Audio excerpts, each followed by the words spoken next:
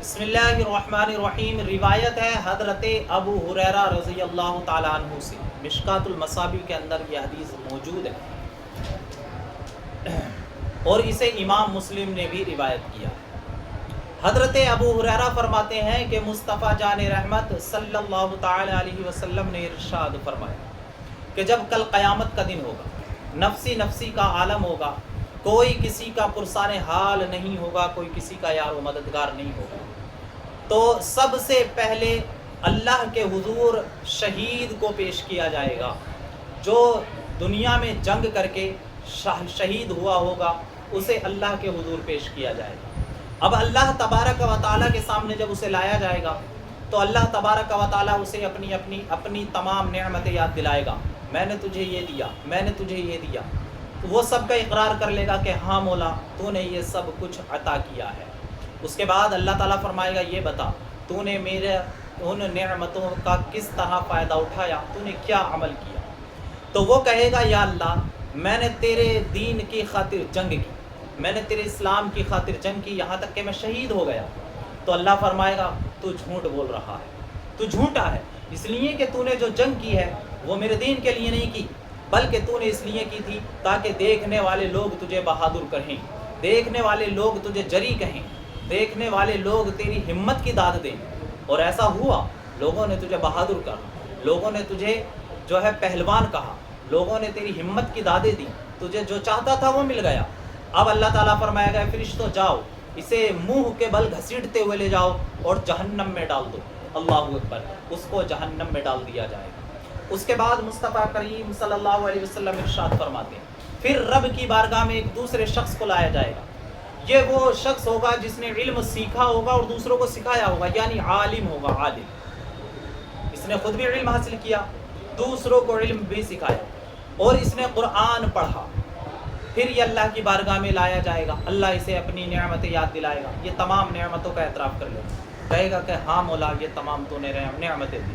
اب اللہ فرمائے گا یہ بتا کہ تو نے میری ان نعمتوں کا کس طرح فائدہ اٹھایا، تو نے کیا عمل کیا؟ وہ کہے گا کہ مولا میں نے تو علم حاصل کیا اور دوسروں کو سکھایا بھی، میں نے تیری رضا کے لیے قرآن پڑھا۔ رب فرمائے گا تو جھوٹا ہے، تو نے علم اس لیے حاصل کیا تاکہ تجھے لوگ عالم کہیں، تو نے علم اس لیے سکھایا تاکہ تجھے لوگ معلم کہیں، تو نے قرآن کی تلاوت اس لیے کی تاکہ تجھے لوگ قاری کہیں، تو نے میری رضا کے لیے نہیں کیا۔ اس کے بعد حکم دیا جائے گا فرشتوں کو جاؤ فرشتوں اسے منہ کے بل گھسیٹتے ہوئے لے جاؤ اور جہنم میں ڈال دو۔ اللہ اکبر، فرشتے ایسا ہی کریں گے۔ اس کے بعد تیسرا شخص اللہ رب العزت کی بارگاہ میں لایا جائے گا۔ یہ تیسرا شخص وہ ہوگا جسے اللہ نے تمام مال دیا ہوگا، دولت دی ہوگی، سخی بنایا، جسے اللہ رب العزت نے مالدار بنایا ہوگا، ہر طرح کا مال، دولت، سونا چاندی، ہیرے جواہرات، ہر طرح کا مال اللہ نے اسے دیا ہوگا۔ پھر یہ رب کی بارگاہ میں آئے گا، رب تعالیٰ ارشاد فرمائے گا میں نے تجھے مال دیا، بتا تو نے کیا کیا کیا؟ وہ کہے گا کہ یا اللہ میں نے تیرے مال کو تیری ہی راہ میں خرچ کیا، جہاں خرچ کرنا تجھے پسند تھا میں نے اپنا مال وہیں پر خرچ کیا۔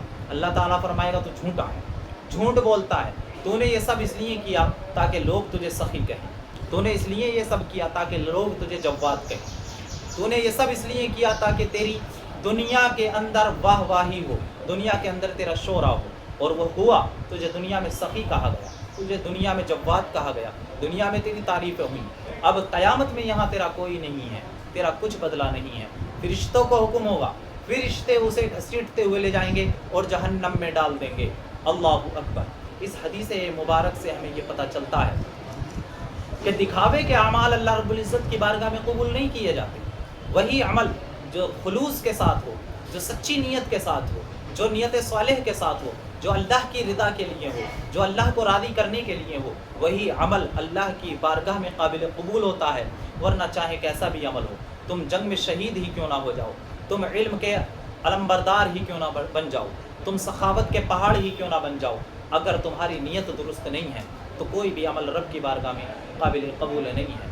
اور اللہ حضور صلی اللہ علیہ وسلم اسی کے متعلق دوسری جگہ ارشاد فرماتے ہیں انما الاعمال بالنیات، بے شک تمام اعمال کا دار و مدار نیت پر ہے۔ اگر نیت ٹھیک ہے تو اس عمل کا بدلہ ہے، اس عمل کا ثواب ہے، اور اگر نیت نہیں ہے تو اس پر کوئی اجر نہیں، کوئی ثواب نہیں، کوئی بدلہ نہیں، اور اگر نیت ہی بیکار ہے تو اس پر عذاب بھی ہو سکتا ہے۔